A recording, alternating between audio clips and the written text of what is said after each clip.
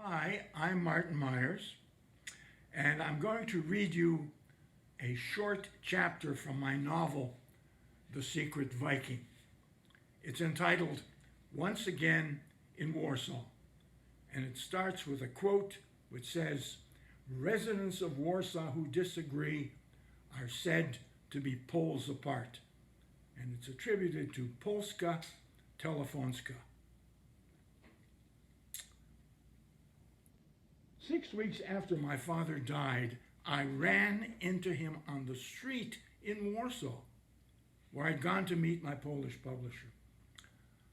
I was coming out of the lobby of the Hotel Sobieski, where I was staying, when I was confronted by the instantly recognizable, yet utterly impossible, sight of my father, looking just as he did before his illness. There was no mistaking the loopy grin, the misshapen, wire-rimmed spectacles, the cheesy, chewed cigar clamped in yellowing teeth, the dreadful, ancient fedora that looked as if it had been through the digestive tract of an elephant. How could this be? My father was dead. He had died in Krakow after a long, debilitating illness. I was there holding his hand when he died. I saw him die. And now, unbelievably, here he was, right in front of me, alive, shaken, shocked, speechless, incapable of utterance. I stopped in my tracks and stared at him bug-eyed. It took me a few moments to realize that my back from the dead father was staring back at me, also unable to speak. He was just as startled as I was. Breaking the silence finally, he gasped out, "Janusz, I can't believe it's you, Janusz. I thought you were. Whatever it is he wanted to say stuck in his throat. All this time, it seemed like an eternity, I stood frozen, saying nothing, disbelievingly inspecting the man facing me. It was my father, all right, no doubt about it.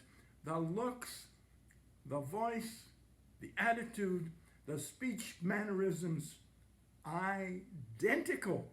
My father, my dad. My God.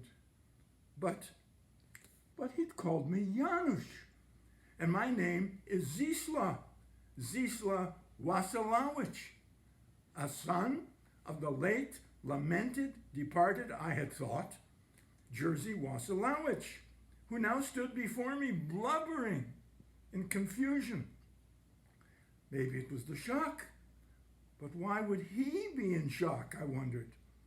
I knew I had to get somehow to the bottom of this. "Don't you recognize me, Dad?" I managed to croak out. "It's me, your son."